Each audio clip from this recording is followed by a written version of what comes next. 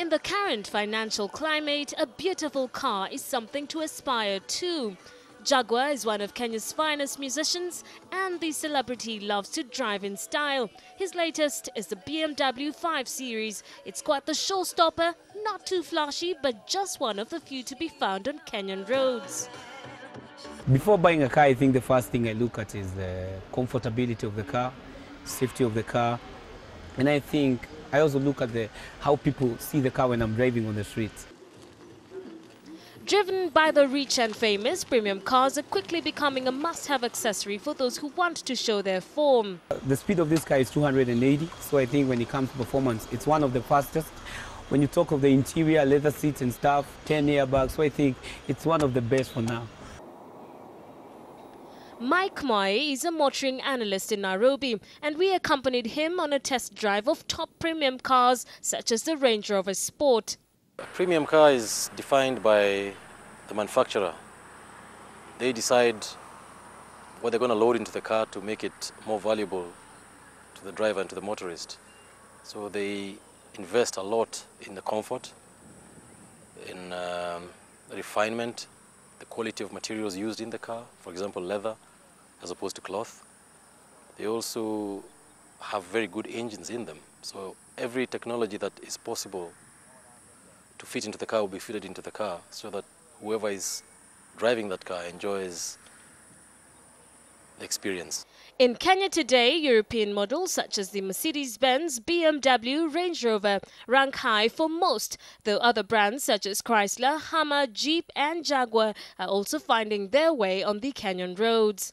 Kenyans are getting very fashionable, like I said, very image conscious, and they want to be driving around in the best and you know the most latest vehicles which have the best and newest technology in the world today. The demand for these cars is steadily rising, and recently Bavaria Auto launched the BMW X1 premium car to join the other BMW X models. It's a very versatile vehicle that has lots of uses for particularly for young upcoming business people with families, with small families. It has the ability to be very versatile in the way that you can use the vehicle and without compromising any performance. For DT Dobby, dealers of Mercedes brands in Kenya, after a slowdown in sales volume due to the post-election violence in 1998, things are looking up and are already projecting higher sales volumes this year.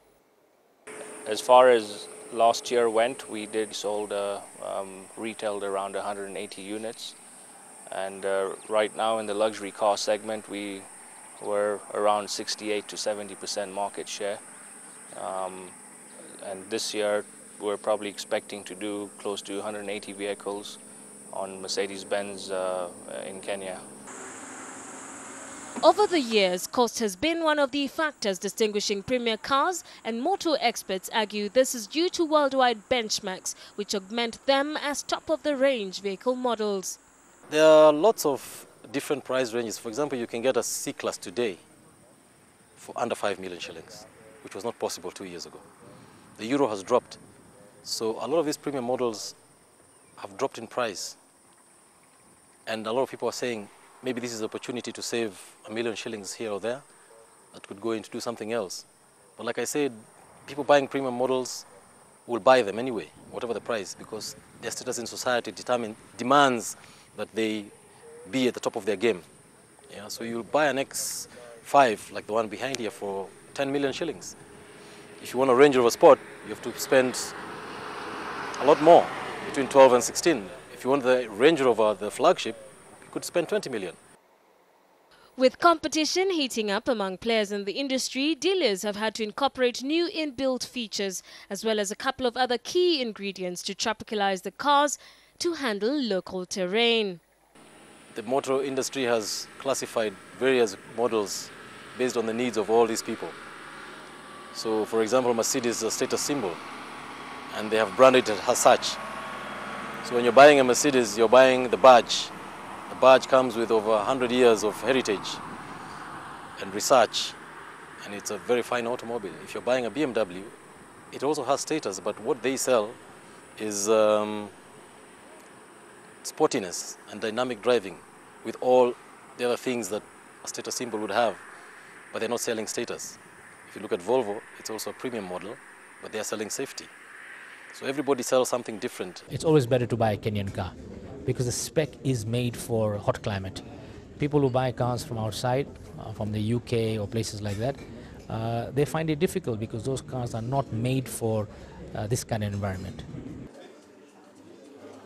And as innovation becomes the order of the day, Premier Auto dealers will continue to channel more efforts on research and development, as well as invest heavily on equipment grades as they position themselves as leaders within their motoring segments.